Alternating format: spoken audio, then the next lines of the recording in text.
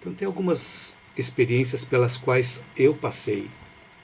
Por exemplo, de eu querer impor que as pessoas fossem transformadas conforme o meu modo de ser e o meu modo de pensar. E depois, quando eu caí em mim, quando eu despertei, eu percebi que aquilo estava causando mais mal do que bem, não estava chegando ao resultado desejado. Então, através de um processo lento, um processo doloroso, comecei a pensar e agir de forma diferente. E às vezes também eu me sentia, ou eu me via diante de experiências e lições que tinham ensinamentos muito elevados. E caindo em mim, eu percebia o tempo que eu tinha perdido fazendo outras coisas que não tinham nada a ver, que não levavam a lugar nenhum. E assim, a partir daí, eu procurei compensar o tempo perdido. Apesar de que tempo perdido é tempo perdido, ele não pode ser recuperado. Mas eu estava correndo atrás para recuperar esse tempo, né?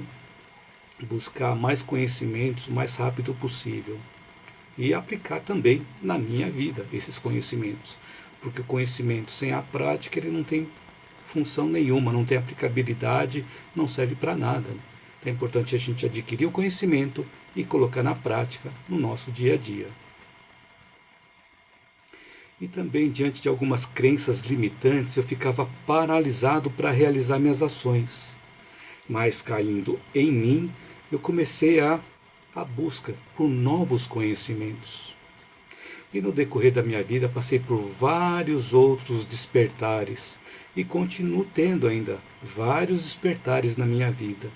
Então, quando nós caímos em nós mesmos, quando caímos em si, ou seja, quando nós tomamos consciência das situações, é importante não deixarmos cair no nível da culpa paralisante, que a culpa paralisante nos deixa naquela situação de sofrimento e a gente não consegue sair do lugar. Por isso a importância de sempre ver as coisas de uma visão mais ampla, uma visão mais panorâmica e não ficar focado apenas no problema. Enquanto nós não despertamos, nós ficamos oscilando entre a perturbação e também a dúvida, porque nós estamos muito envolvidos em fantasias, em ilusões. Ficamos focados apenas nas coisas passageiras, nas coisas transitórias. E nós temos uma visão limitada, uma visão de curto prazo.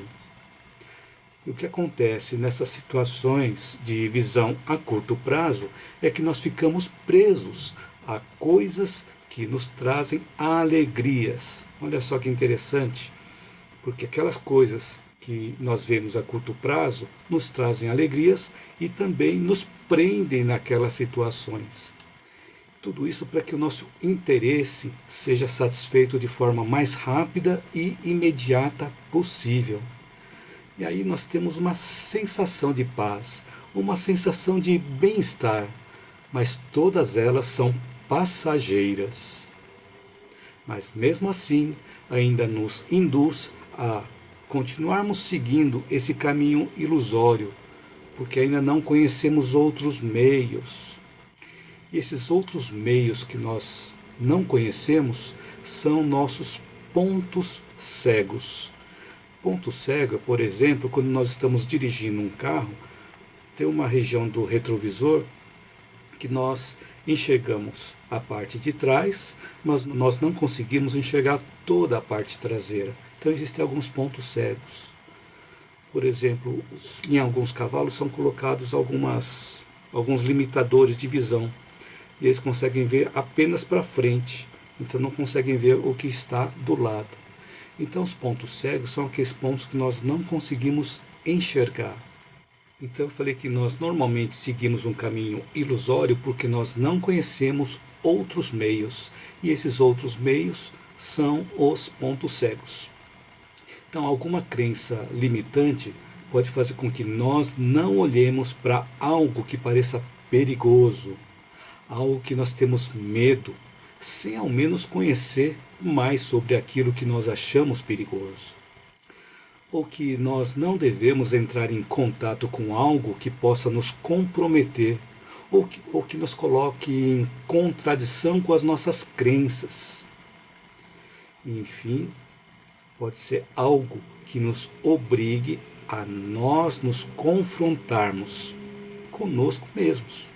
O que nos tira dessa situação de crença limitante, é o conhecimento, é o discernimento.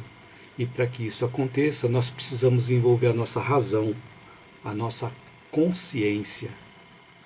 Quanto antes nós nos despertarmos, menos tempo vamos perder no processo evolutivo.